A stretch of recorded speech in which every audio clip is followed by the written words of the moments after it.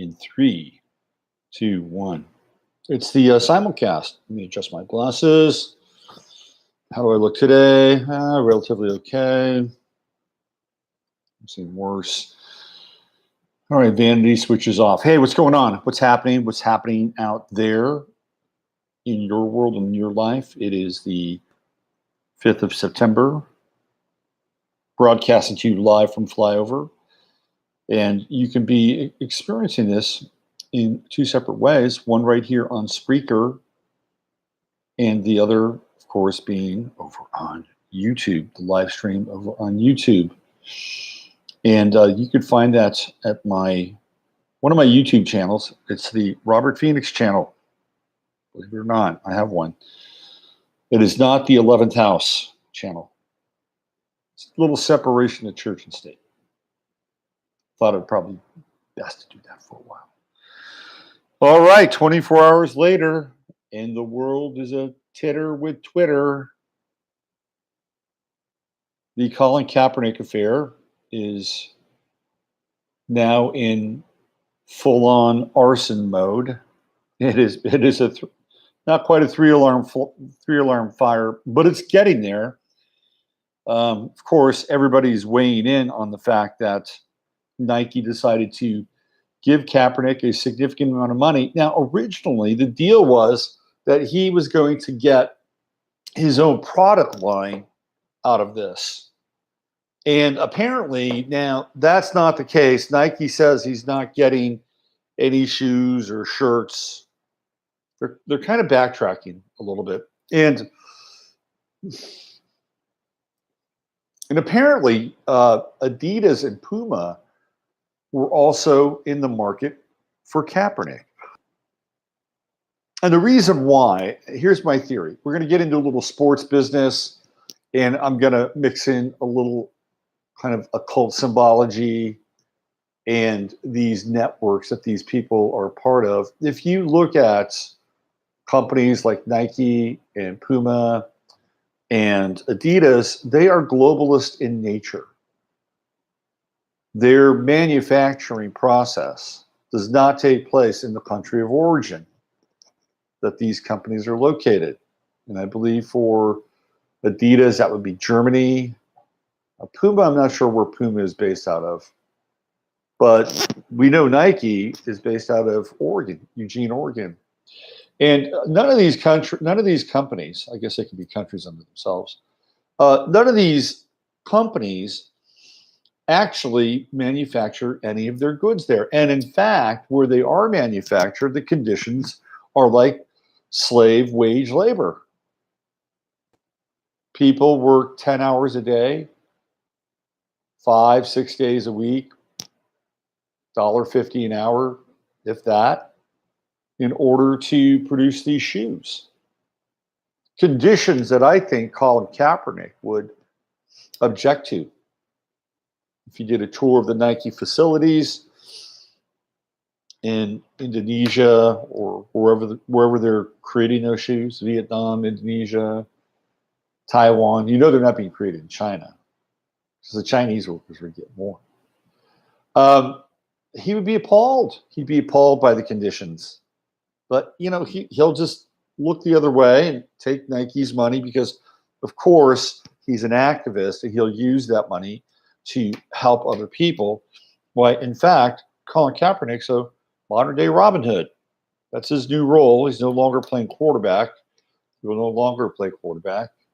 I was writing about this earlier.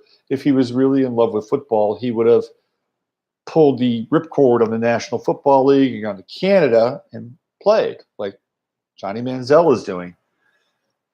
But Colin Kaepernick doesn't love football. Colin Kaepernick loves Colin Kaepernick. And right now, Colin Kaepernick is the activist. He's been elevated to a place where he becomes an icon. And this is an icon now without any product. So what did Nike hope to gain by signing Kaepernick to this deal and announcing this deal? Well, I think they hope to gain some credibility, some street cred, but the street cred and sports and social activism with sports, it's really kind of a dead end.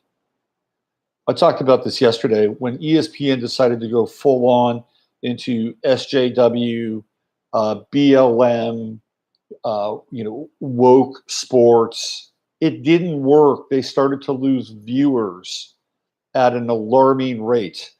And because of this, they wound up having to purge a huge amount of talent from ESPN. Now, somebody say, well, that's part of the new media. People don't watch as much TV anymore. Well, you're not helping your cause when you alienate probably at least 25 to 30% of your viewership, the people that actually still watch your programming. And so what did ESPN do? Well, they decided that they were going to shit can their social justice, SJW, woke, BLM, sports programming. You still get a little bit of it. I'm going to talk a little bit about that today, just a little bit. You still get a little bit of it, but for the most part, they're just like, okay, we threw in the towel. This didn't work. It's not working for us. They're never going to get it back, though. You see, they're never going to get. I look in my own way, because I do follow sports for a number of reasons. One, it's probably the last bastion of distraction, and even that's going away. But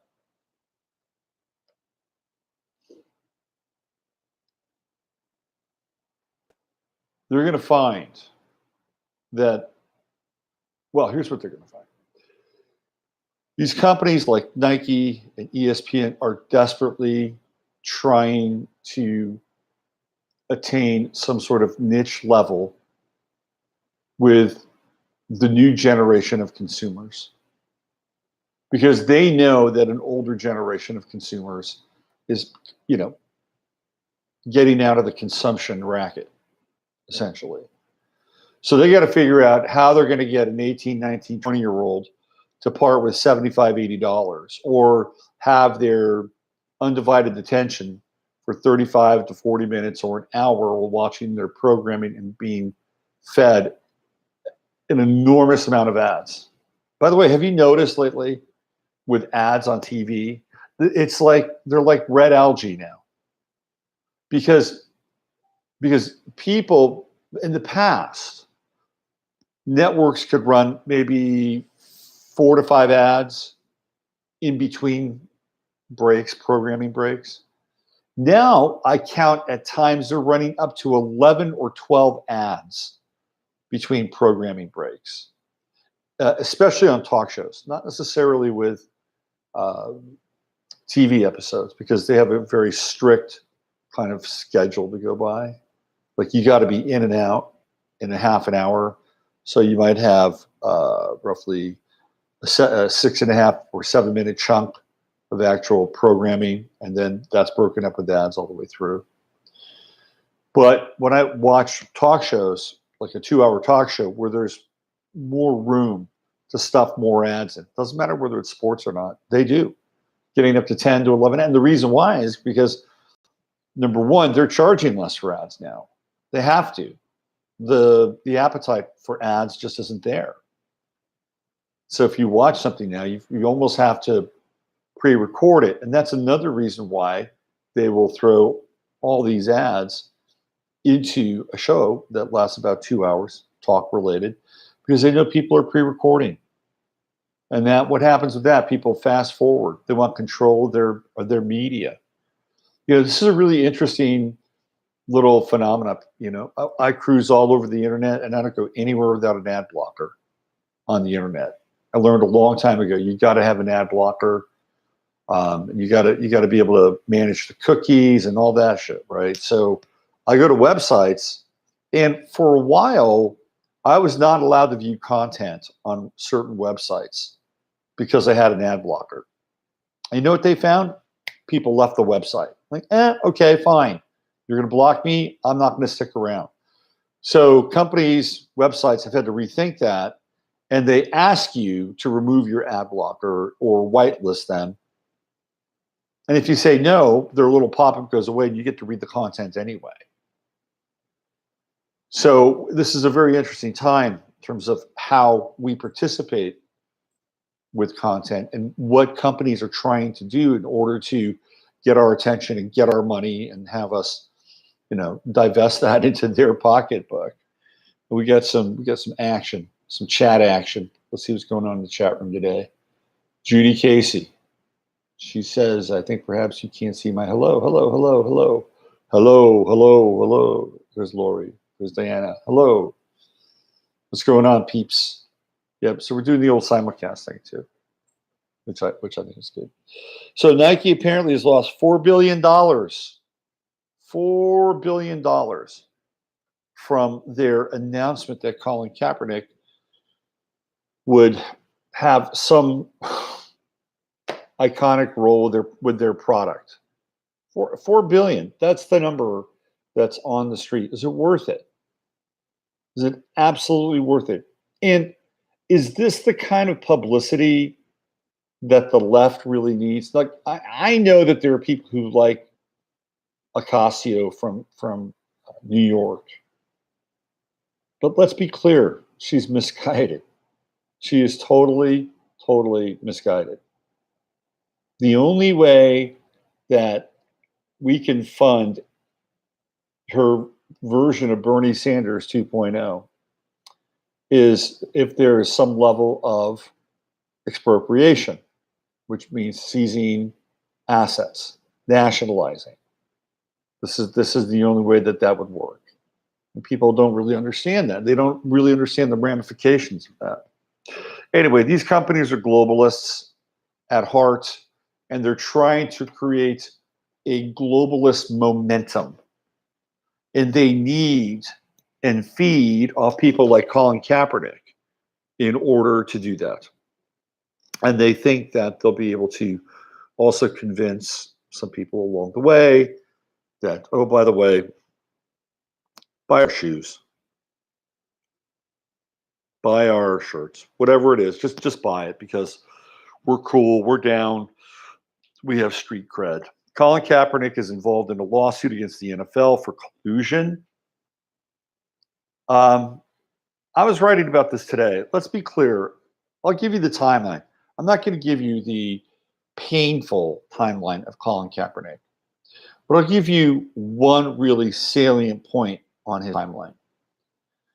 Last season, before the season started, the owner of the Baltimore Ravens, Steve Bisciotti, probably one of the more liberal owners in the league, in a city that tends to be very liberal, in an urban demographic that Colin Kaepernick would probably really thrive in some ways. If he wanted to do his good works, there's probably no better place than Baltimore in the shadow of the Republic, right? So Bisciotti took a poll with some of his fans. He's an owner. He owns a business. He does not run a government-sponsored program. This is not what he does. He owns a business. What do you think businesses do when they want to make a change to their business? They hire a focus group. They hire somebody to lead a focus group so that person can garner information from the people that they're talking to. If McDonald's wants to change, if you want to go to McDonald's wants to change the sauce on their Big Mac, what are they going to do? They're going to hire a focus group, and they're going to sit down and they're going to eat the new version of the Big Mac, and either going to go thumbs up or thumbs down. And with that information, they go back to the CEO and the board of McDonald's, and they say, look, they like the old sauce. Don't change the thing. Steve Bisciotti went to his fans and said, hey, there's ticklish, what do you think? Should I bring him on? Should he become a Baltimore Raven? Now, what would happen if his fan base enthusiastically supported the choice of bringing Colin Kaepernick onto the team? Do you think Steve Bisciotti, being a business owner, would have done otherwise? Probably not. He says, okay, these people are going to buy tickets. They're going to support the decision. Internally, we've had some discussion with the coaches. Let's bring them on. That's what he was in the process of doing. That process got interrupted because Colin Kaepernick's dingbat girlfriend used an image from Django Unchained, and she turned. Was it Leo DiCaprio? Who plays the bad guy? Is it Don Johnson? Whoever plays the plantation owner in Django Unchained. She put Steve Biscotti's face on that character. And then Ray Lewis, who's a whole other character in himself, just recently got inducted into the Hall of Fame. She put his head onto the, I believe it was the Django character, if I'm not mistaken. So basically what she was saying is that Steve Biscotti, who's the owner of the Baltimore Ravens, is really a plantation owner. And the guy that's most associated with the franchise, who has stood up for Steve Biscotti and not really the greatest supporter of Colin Kaepernick, Ray Lewis, and Ray's got baggage, don't get me wrong, is basically a plantation coon. That's what she said. Now, if you're Steve Biscotti, do you want to hire Colin Kaepernick? Do you want to hire him at that point? You're thinking to yourself, holy smokes. I not only have to deal with Kaepernick and the polarization, but now I got to deal with this crazy girlfriend who just called me a plantation owner. Now, if you're another owner in the NFL and you see that, are you going to be more or less inclined to bring Colin Kaepernick onto your team? And by the way, he's not that good. He stopped caring about football before he started to sit down. Sitting down was his "I'm kind of done with football" moment. And then he had that Nate Boyer exchange. Hey, brother, why don't you take a knee? It's more respectful. Look, I think that protesting is fine. You want to protest, protest. If the majority of the people who were buying tickets in the NFL wanted that protest, let them have it. I don't think that's the case. I don't think it's the case. It's so funny. Basketball, who I think that basketball is a sport that is much more inclined for protest. Basketball is a very, very liberal sport. Okay. I've hung out on a lot of basketball forums, went to a lot of basketball games, a lot of professionals attend basketball games. They're expensive. Football games can be not as expensive as basketball. You try to get a ticket to the Warriors, the Spurs, and it's really super expensive. So you got to have money. And it just tends to be a much more liberal sport. Anyway, in basketball, they have a clause for the players must stand for the national anthem. And it is a far more liberal sport than football. And in football, which is a much more conservative sport, they don't have a clause. Isn't that funny? It's just, that speaks to the high strange of the world. Anyway, the bottom line here is that Kaepernick has created more controversy, more chaos. I think if they're trying to use Kaepernick to ignite some progressive, liberal / socialist interest in the upcoming election, I think it's a failure. I think it's an utter failure. And the Democrats still have not figured out that what America really, really wants is they want somebody who understands what the needs of the people are. And the needs of the people are not about some kind of, Bolshevik, faux Bolshevik program. They're just not. We're not. I mean, look, there's been, and I've talked about this before, the colleges were taken over in roughly the 1960s. The early 1960s, and even after that, once the baby boomers, and a specific generation of baby boomers, the ones that were protesting and taking over the college campuses, many of them went into academia. And the ones that weren't protesting, those who did have a socially progressive / liberal POV. They went into education as well.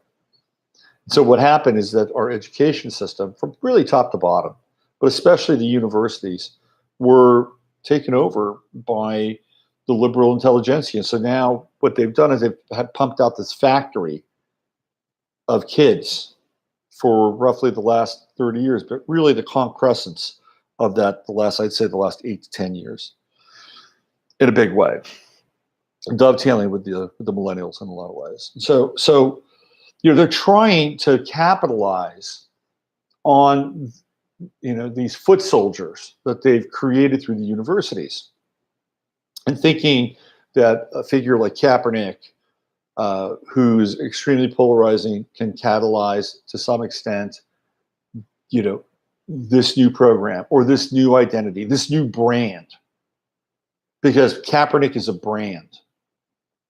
And it'll be interesting to see what happens with him as we move closer to the midterms. Will he move into a more open and openly political? He's already political. I'm talking about openly political. I know where he won't be going. He won't be going to Chicago to support Rahm Emanuel, because Rahm Emanuel is not running for mayor. Rahm Emanuel has done an absolutely disastrous job of running Chicago. Very difficult city to run. I'm not going to give him any slack, though. That's a guy I'm not crazy about. If you know anything about Rahm Emanuel, he and his two brothers, both of whom are very successful. One brother helped write Obamacare, Zeke Emanuel, as arrogant a prick as you can find. His other brother, Ari, is an agent in Hollywood. So they're extremely successful, these Emanuel brothers. Okay. Their parents are Israeli. All three of them are dual citizens. And his parents belonged to a group called Irgun. And Irgun would qualify today as a terrorist group. It was one of the groups that was responsible for wresting what we now know as the nation state of Israel from, at that point in time, mandate Palestine, which I believe was somewhere between its roots in the Ottoman Empire, the Turks, and the Brits. And so that group, Emmanuel's parents, David Ben-Gurion, these were the people that bombed the King David Hotel and ultimately threatened terror unless Israel was essentially handed. I mean, that deal was already done. That was done in the Zionist Congress a couple decades before that. But they just wanted to make sure it got done a lot faster. So that's the roots of Rahm Emanuel and where it comes from. And I was not a huge fan of him inside the Obama administration. And he didn't last very long, did he? No. He went to Chicago, and Chicago is a rough place, man. It is a rough place. The budgets there are horrible. They've got so many entitlements. You're running through that state. I think the state itself is bankrupt 3 times over. I don't know how Chicago stays afloat. It must be cooking the books. Well, Rahm Emanuel's getting out, and that probably tells you something. Tells you that the ship is going down in Chicago, likely. Who's going to be the next mayor of Chicago? I know this sounds really crazy, and she won't do it because it's beneath her. But that would be actually a really good job for Hillary Clinton. That's about the size of position she could manage. Chicago is already the most corrupt city in the country, maybe the world. No, maybe not the world. Pretty corrupt. So she'd fit hand in glove in a place like Chicago, and she's from Chicago, but she won't. It's way beneath her stage. She would not. She wouldn't make it. Wouldn't be her thing. No. So anyway, that is the aftermath of the Kaepernick situation. Everybody's talking about it, and it's the lead into football. And Kaepernick, again, just to round this off and wrap it up, he's now involved in a suit against the NFL for collusion. And he has to demonstrate that the league has made a league-wide decision not to sign him. He might win. It depends on the judge. We all know how that goes. If you have an activist judge, there's a really, really good chance that he might skate through this. By the way, I think the five terrorists in New Mexico have been rearrested, if I'm not mistaken. The FBI, maybe the FBI has just decided to extricate them because, their thing went south, and they have to cover their tracks. Maybe that was part. It's very hard. It's very, very difficult for us to trust anything from a legal perspective. Like everything that we had related to in the past around due process is just gone. It's gone. It's out the window. And that all started before Trump was even elected. And look back on the strategy that they were going to go in and try to flip the delegates. When did that ever happen before? There was a process there. We respected the process. I mean, look, we've had some dirty elections. The election with Bush and the election with Al Gore, filthy, rotten to the core. Did the Democrats back then decide to go in and try to flip the delegates while this process was taking place? No, because Al Gore was told to shut up. Just shut up and take the results, and you will become the green pope, and that will be your new role, and you will be given an Oscar and a Nobel Prize, and you'll get to fly all over the world in a jet that burns immense amounts of fuel, but nobody will ever call you out on it. And if you decide that you want to grope a massage therapist or two, there's going to be this thing called #MeToo. You don't worry about it. You're going to be left off of that list as well. So just shut up and take the results. Your life will be just fine, Albert. That's exactly what happened. It's dirty. It's a dirty election. What about the Obama-McCain election? Probably dirty too. What about no, Obama-McCain was not dirty. I'm going to backtrack on that. I'm going to walk that back. Bush and Kerry was filthy. I talked about this yesterday. They're both a couple of skull and boners. And that's how they worked that one. And Kerry, same thing. Look, John, you're going to lay down. You're going to lay down, brother.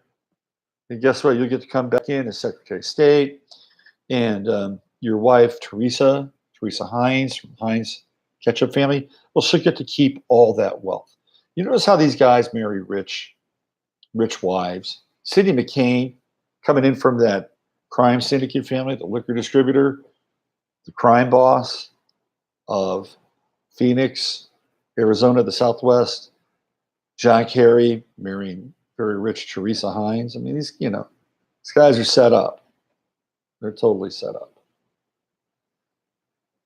So that one was rigged, and there's probably a really good chance that Kerry won that election. People were over Bush.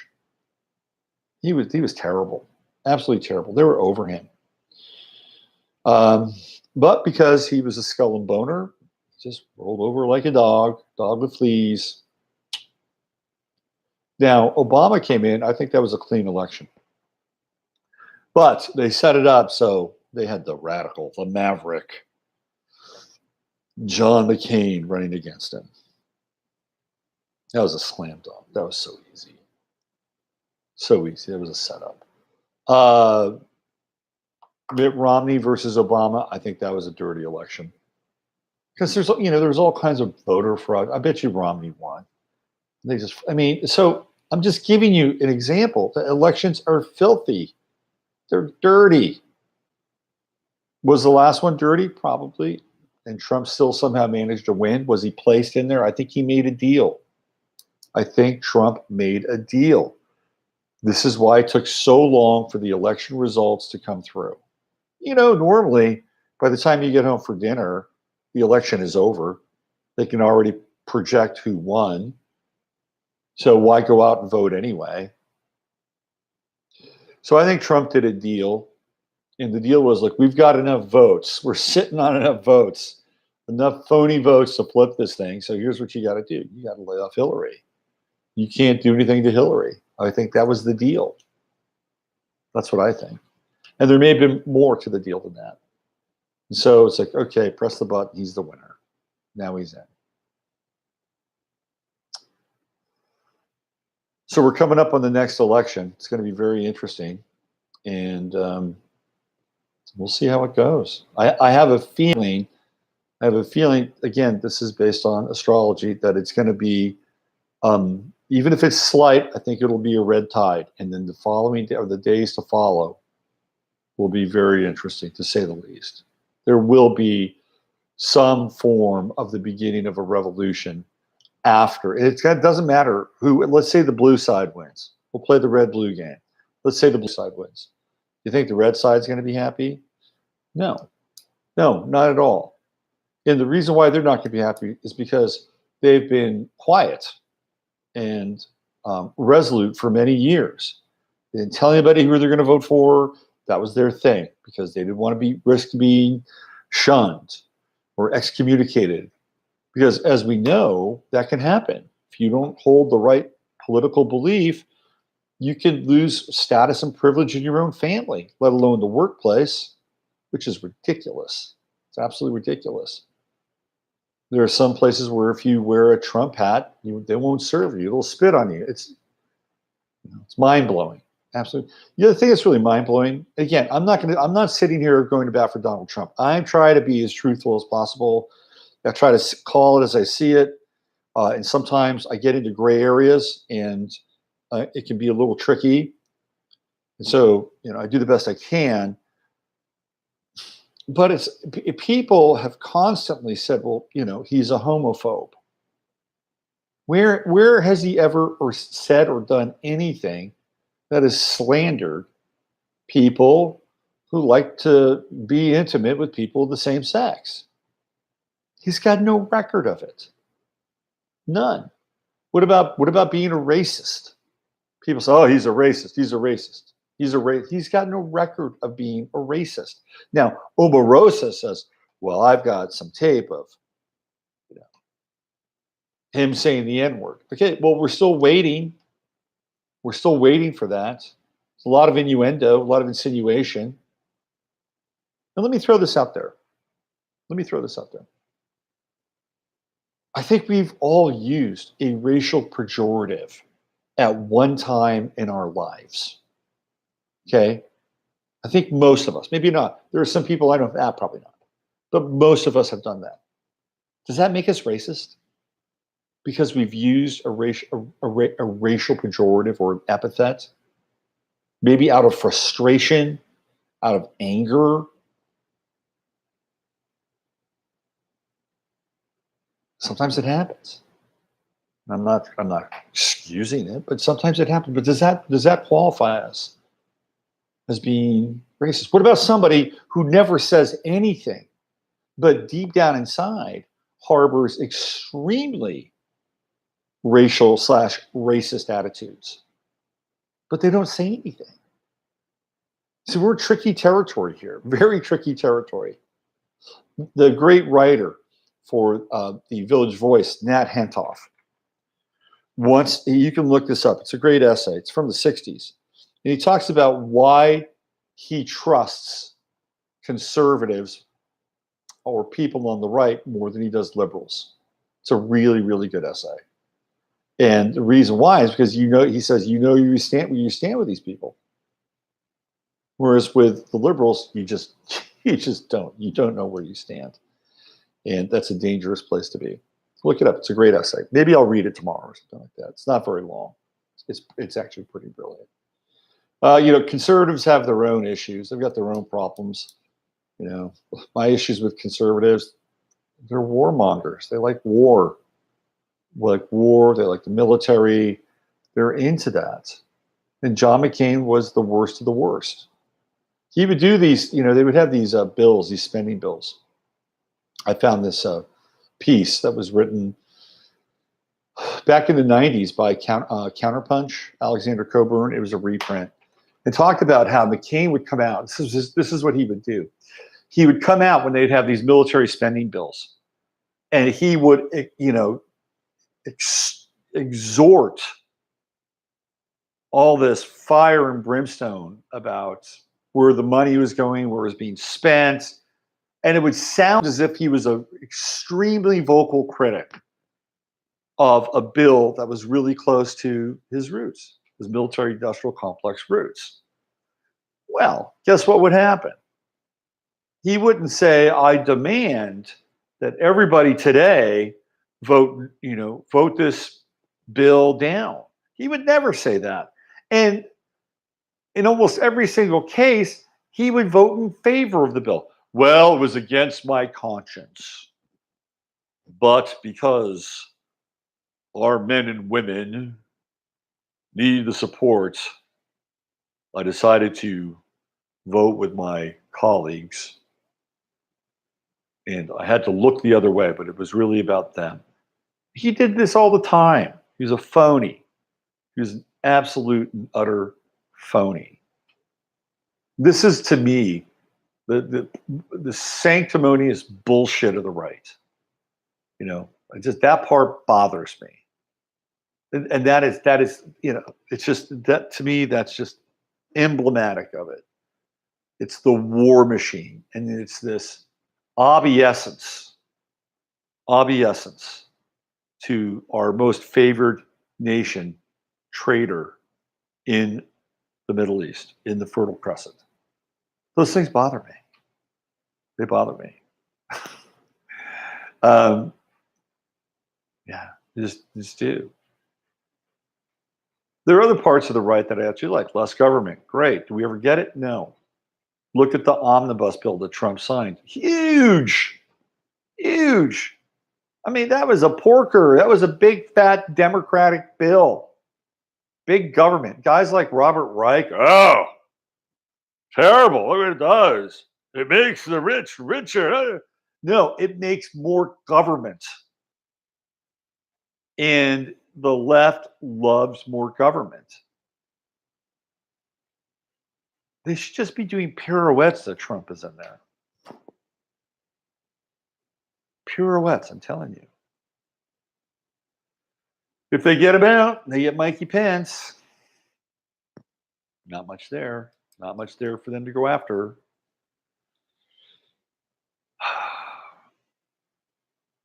What a world we're living in, huh?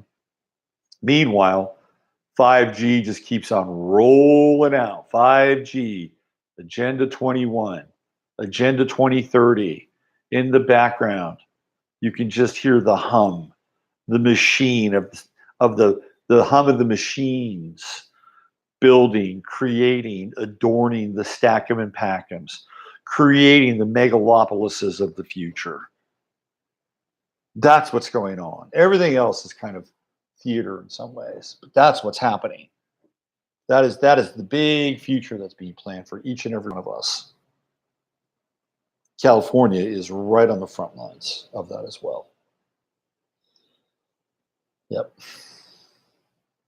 That is the background loop in our drama. You know what's really heartening, though? What's really heartening are the amount of people that are waking up. Now, when we get into the wake-up phase, it's also a crisis phase, because the people that have been creating the movie don't really like it. They don't like the fact that you're understanding that it's a movie. And it's all scripted for the most part, and there are directors and there are players. All these things happen, mostly for a reason. And you're waking up. We're waking up. Now, what we do in the wake up, that's always been, I think, the biggest question. Now, just to let you know, give you some updates, people know that I've been involved in just starting a small group here in Fredericksburg about taking the water.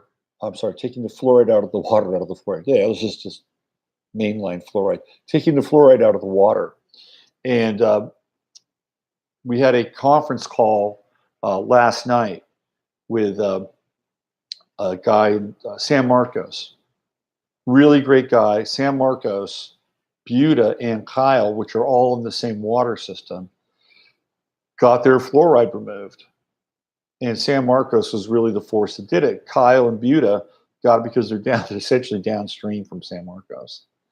And there are now 150 cities in this country, cities/towns, that do not have fluoride in their water. And we were talking with this guy, Sam Bannon, and he said that getting fluoride out of your water is the most winnable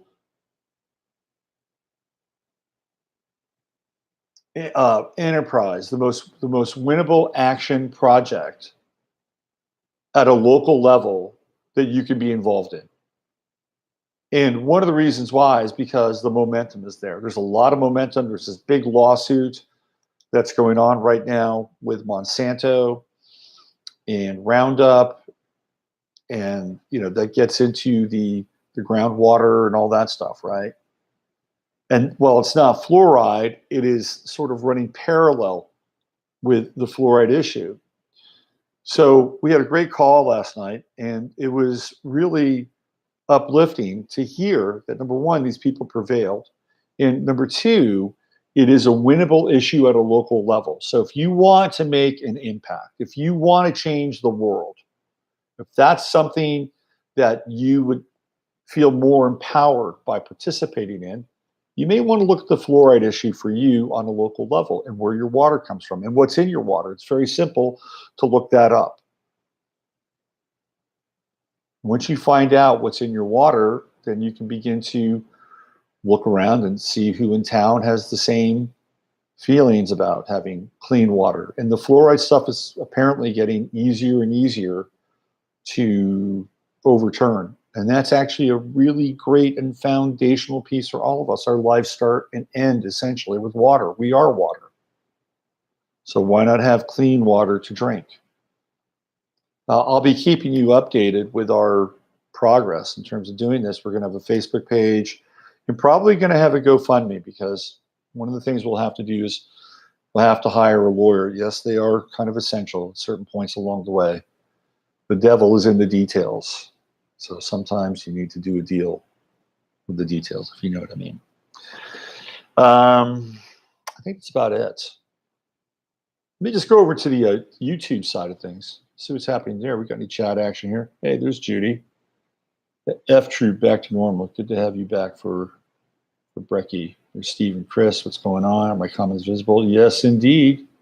Your comments are definitely visible, Judy. Yeah, so people are asking me, what's up with the owl? Well, first of all, I like owls. I like owls. I think owls are cool. I've always liked owls.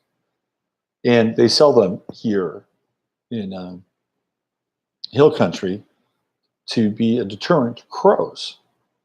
You go to the local hardware store. I thought to myself, I like that owl. I'm gonna make it a part of my show.